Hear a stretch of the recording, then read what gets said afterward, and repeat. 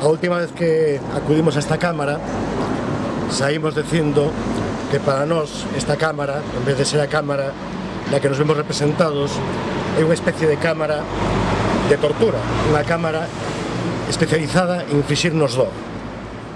Hoxe asistimos a unha volta máis desa ceremonia de inflixirnos dores innecesarias acumuladas a que xa padecemos por culpa da nosa enfermidade.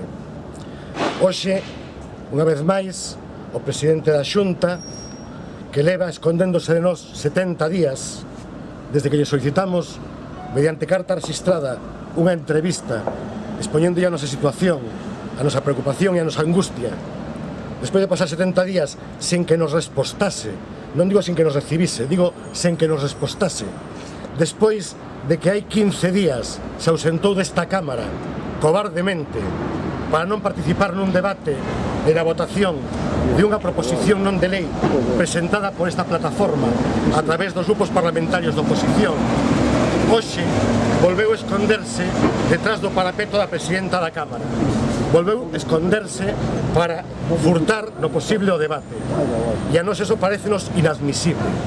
Hoxe houbo parlamentarios e parlamentarias que seguiron de espaldas a comparecencia de Feijóo. Realmente, hoxe, Feijóo o que estivo foi de espaldas a este colectivo. Estivo de espaldas a máis de 40.000 galegas e galegos que padecemos a angustia de saber que padecemos unha enfermidade mortal, curable, e non estamos a ser tratados. Eso foi o que fixo hoxe o señor Núñez Feijóo. Eso foi o que fixo hoxe o señor presidente da Xunta. Señor presidente da Xunta, que é o responsable dunha administración sanitaria que parece máis interesada neste momento en pelearse cos doentes que en curalos. Parece que a preocupación neste momento da Xunta de Galicia é derrotar a esta plataforma. Non se dan conta de que non é a esta plataforma quen teñen que derrotar. Non se dan conta de que quen teñen que derrotar é o virus de hepatite C. Non se dan conta que quen teñen que derrotar é a morte, porque esa é a primeira función de calquera político en calquera sociedade, mesmo nas non democráticas, que se presume de democracia despois de facer todo un alarde de falta de democracia no funcionamento institucional.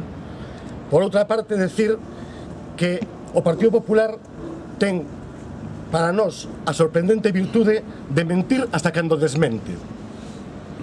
Hai 15 días, aquí mesmo, nos revelábamos a composición da comisión, da subcomisión que valora os tratamentos, da subcomisión que decide, dentro deses casos que cumplen os raquíticos criterios vixentes, insisto, vixentes, porque non foron modificados, denunciamos a composición, anunciamos públicamente a composición desa comisión.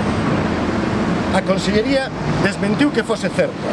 Ben, teño que decir que a día de hoxe máis da mitade dos membros desa comisión contactaron con esta plataforma, recoñecendo explicitamente a súa pertenencia mesma. Pero menten cando desmenten, hasta o punto de que hoxe o señor Núñez Centeno fixo unha intervención dicindo que presentáramos un manifesto rotundamente falso. O que se presentou o señor Núñez Centeno e o señor Miguel Santalices é exactamente a mesma proposición non de lei que foi votada nesta Cámara hai 15 días. Non era ningún manifesto, era unha proposición non de lei. Entonces non se pode mentir para desmentir. Non se pode mentir para desmentir. Xa está ben. Non lles basta con non darnos solución. Aínda por riba intentan humillarnos. E nós non imos tolerar humillacións por parte de que nos nega o acceso á saúde, e que sepan que nos van ter enfrente. Hoxe o presidente da Xunta volveu a escudarse nos médicos, pouco menos que dixo que non nos tratan porque os nosos médicos non queren. Bueno, pois eu vou decir de novo, os señores Juan Turles, Ignacio Martín Granizo, Santiago Tomé Martínez de Rituerto, a señora Ángeles Castro, o señor Francisco Suárez e o señor Luis Margusino son en este momento o parapeto da administración, son en este momento a coartada de Núñez Feijóo para negarnos o acceso aos tratamentos.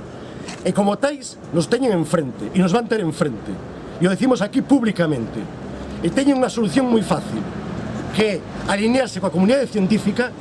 Solamente hai unha posición da comunidade científica que foi a expresada pola Sociedade Española para o Estudio del Hígado, con data 19 de decembro e expresada polos expertos da comisión convocada polo Ministerio o venres pasado.